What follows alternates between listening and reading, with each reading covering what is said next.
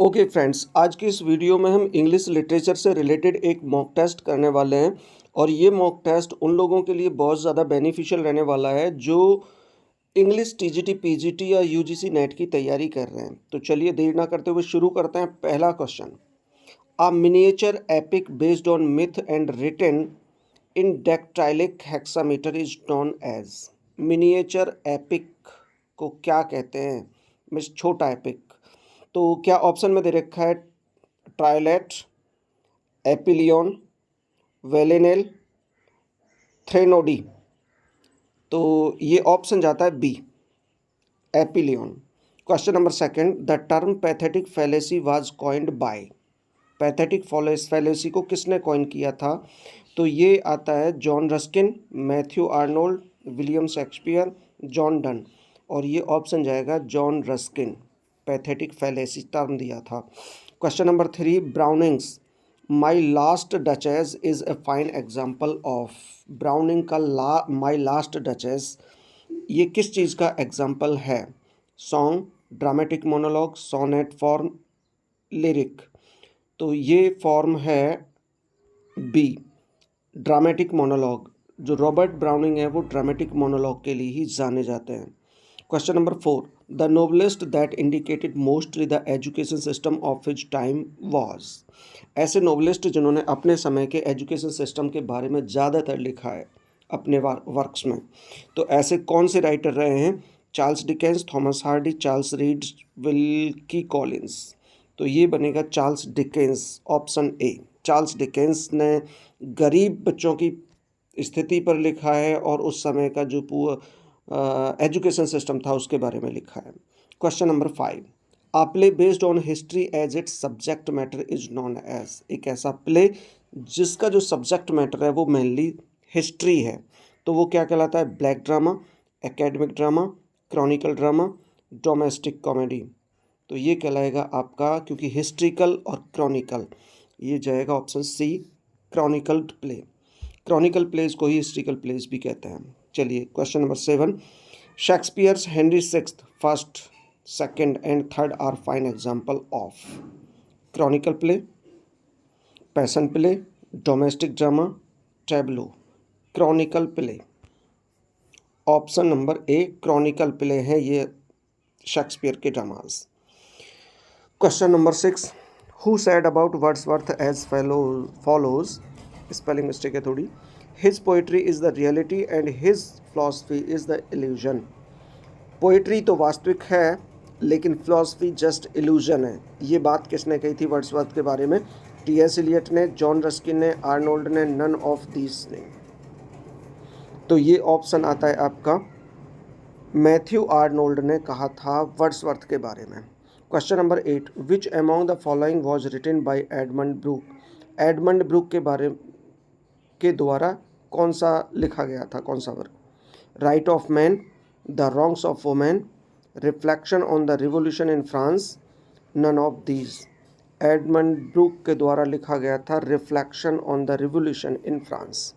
Question number nine, a novel written in the form of letters is known as. ऐसा novel या ऐसी कोई चीज़ जो लेटर्स के आदान प्रदान से आगे बढ़ती हैं, मतलब लेटर्स के रूप में लिखे जाते हैं, that is non anti novel, tableau, gothic novel, epistolary novel.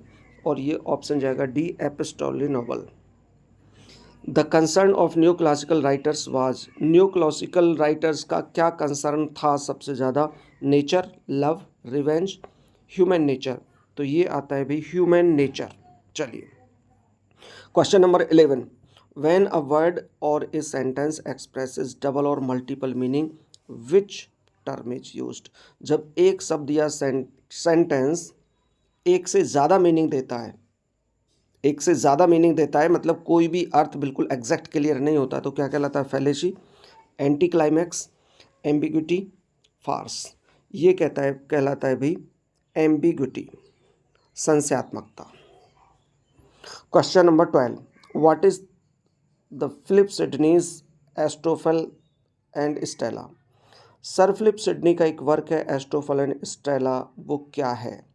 Tragedy है, एपिक है, हिस्ट्रिकल रोमांस है, या फिर ट्रांसलेशन ऑफ इलियड है। तो ये है भाई एस्ट्रोफल एंड स्टेला कहलाता है historical romance. Question number 13, Pope's moral essays is an example of. Pope ने लिखे हैं मोरल एसेज और वो किसके एग्जाम्पल हैं? इक्लॉग, epistle, पेरिपेसिया, axiom.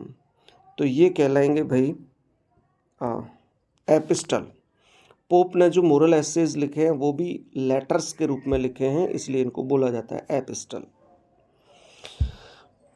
14, Don Adriano is a character in. Don Adriano is a character in Hamlet में है, किंग लियर में, Tempest, Love's Labour Lost. Option जाएगा Love's Labour Lost. Question number 15, a forceful speech address to a large audience is known as. बहुत सारी audience को दिया गया एक लंबा फोर्सफुल स्पीच कहलाता है हेरिंग, एसाइड, स्कैनिसिज्म, सीज्म। तो ये कहलाता है harangue. Harangue a long boring speech. चलिए क्वेश्चन नंबर 16 है, who wrote holy sonnet. Holy sonnet किसने लिखा? Spenser, Milton, Donne, none of these. Holy sonnet लिखा था डन ने, जॉन डन ने। Question number 17, a short farcical performance which is generally adjusted in a long play और novel is known as. किसी बड़े play या बड़े नोवेल में जो बीच में फार्सिकल परफॉर्मेंस एडजस्ट किया जाता है that is known monologue, epilogue, prologue, interlude. और ये कहलाता है भाई interlude. Question number 18, a sonnet consists of. Consist में ऐसा लगना चाहिए था। अ सोनेट कंसिस्ट्स ऑफ कितनी लाइन का बना होता है? 18, 20, 14, 12। सभी जानते हैं 14 लाइन्स होती हैं एक सोनेट में।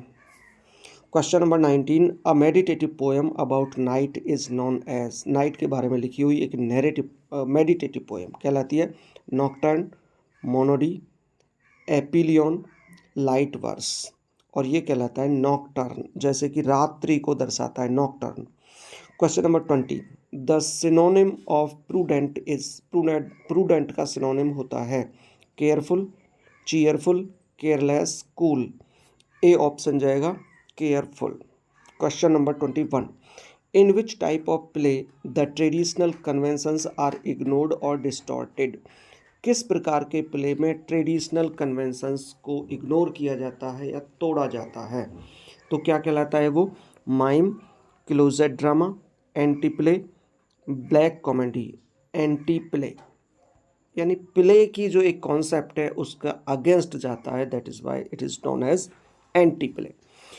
22, what do you say a well experienced person. एक बहुत ज़्यादा अनुभवी व्यक्ति को हम कहते हैं, क्या कहते हैं भाई? Voluntary, veteran, eccentric, theist. Veteran कहलाता है ये व्यक्ति। 23, the novel which is written in the first person and in the form of self regulation is known as.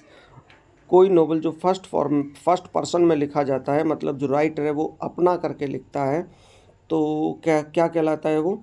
Anti novel, comic epic and prose, gothic novel, confessional novel.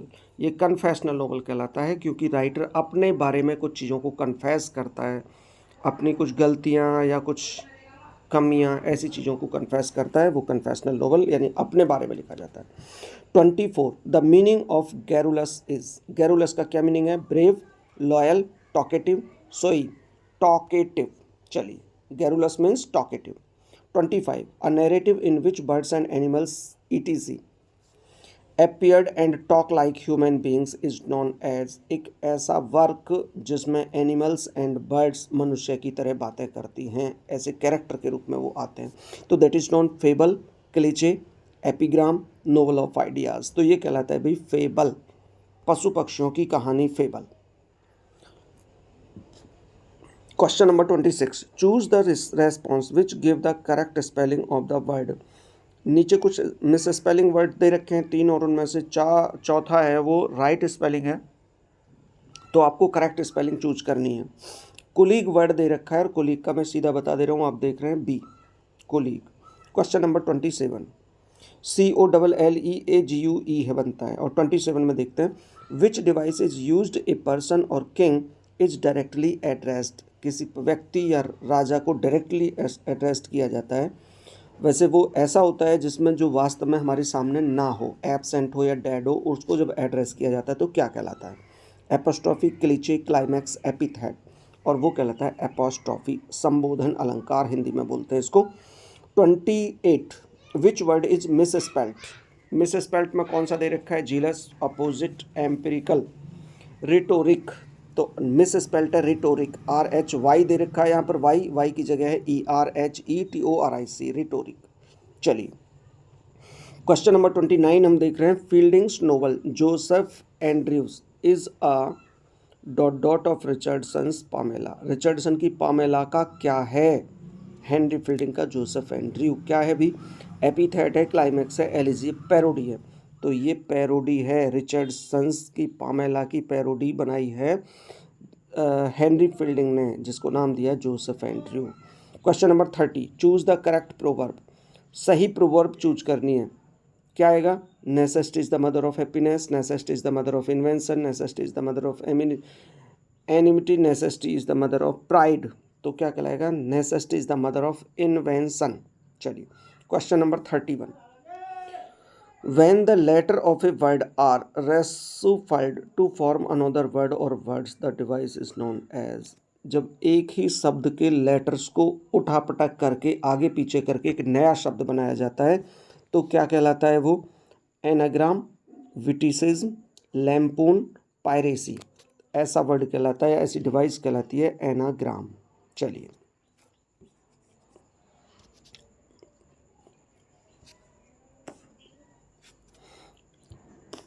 Complete the following proverb by choosing the correct word. A burned child dreads the.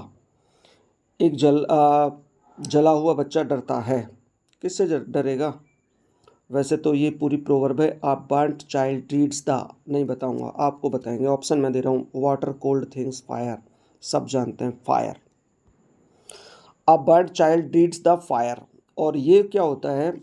Hindi में हम इसको कहते हैं दूध से जला छाछ भी फूंक कर पीता है। चलिए question number 33, a literary work meant for ridiculing style, object, subject और attitude is known as.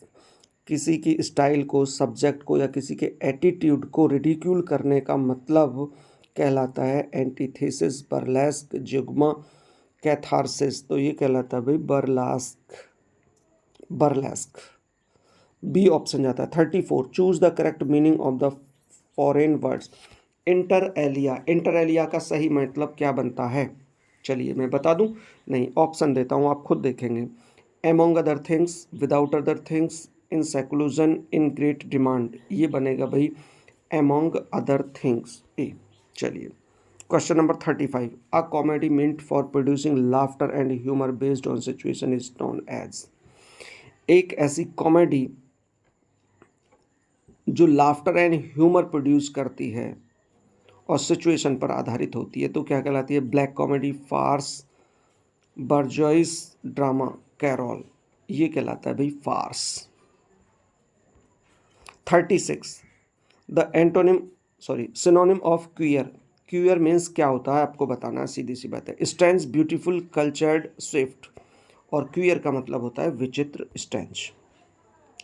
37, a short pastoral lyric describing mundane life in a natural surrounding is known as।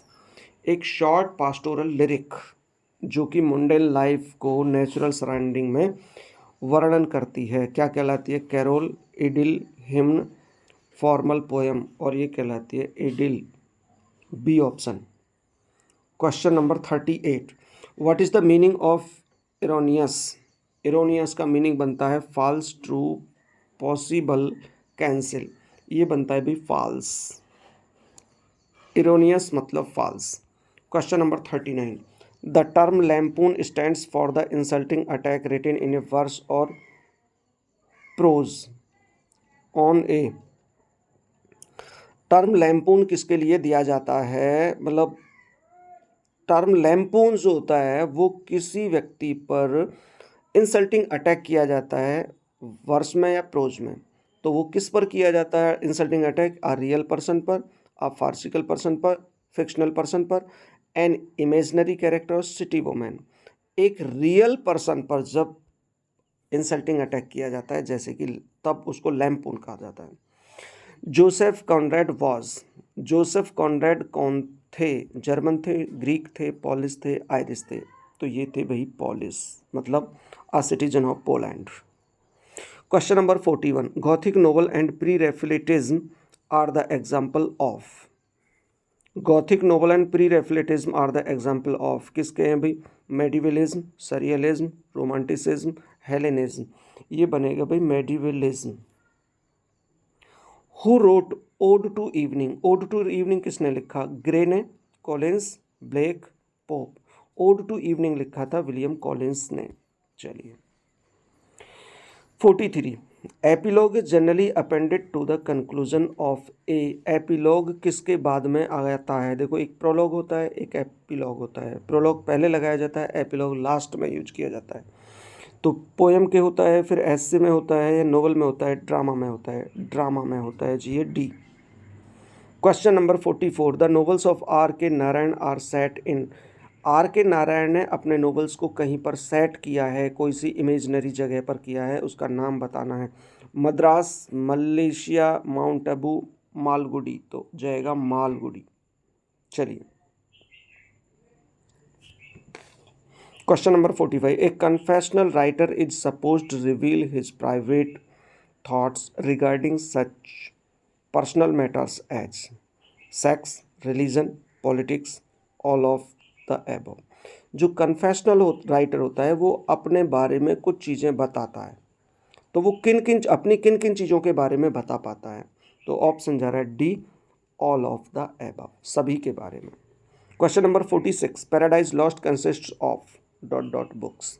Paradise lost कितनी किताबों से मिलकर बनी हुई है? शुरू में अलग था लेकिन बाद में कुछ अलग हो गया, लेकिन अब जो लास्ट में है वो बताना पड़ेगा। 10, 12, 6, 8, और ये ऑप्शन जा रहा है 12 बुक्स में है Paradise Lost. 47, eclogue stands for a short poem forming a dialogue between. Eclogue जो होता है वो शॉर्ट पोएम होती है जो जिसमें डायलॉग होते हैं, और वो किन किन के बीच में डायलॉग्स हो सकते हैं? The shepherds, the priest, the politician, the kings. और ये सिफर्ड्स के बीच की बात होती है। If was written by, If is a poem, If एक पोएम है जो कि लिखी है रुडयार्ड किपलिंग ने। चलिए मैंने ऑप्शन ही बता दिया एक साथ या। चलिए 44 का जाएगा, इफ़ लिखा है रुडयार्ड किपलिंग ने, सभी जानते हैं, 12th क्लास यूपी बोर्ड में अब तक पढ़ाई जाती रही है। Which term is used for a short play which is interposed between the courses of a feast or the acts of a long play? एक ऐसा शॉर्ट प्ले का टर्म बताइए, क्या कहते हैं उसको, जिसको कि किसी फीस्ट में रखा जाता है या फिर लॉन्ग प्लेस के बीच में रखा जाता है?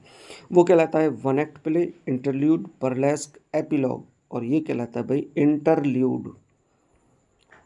इंटरल्यूड का मतलब बड़े नाटक के बीच में एक छोटा सा नाटक। चलिए 50, Mrs Ramsay appears in. Mrs Ramsay एक कैरेक्टर है, वो कौन से वर्क में आया है? The Waves, Mrs Dalloway, Between the Acts, To the Lighthouse. तो ये वर्जीनिया वोल्फ का कैरेक्टर है जो उसके work To the Lighthouse में था। नहीं थी। चलिए ठीक है, तो ये थे हमारे 50 क्वेश्चंस आज की इस वीडियो में, और मैं समझता हूँ कि सभी को आपको ये पसंद भी आए होंगे। और इसी तरीके के और वीडियोस या इसके अलावा ग्रामर और लिटरेचर से रिलेटेड कुछ वीडियोस के लिए जुड़े रहिए हमारे इस चैनल पर, ओपन इंग्लिश कोचिंग या ओपन मीडिया इंग्लिश कोचिंग। ठीक है learners, thank you very much for watching. Good bye.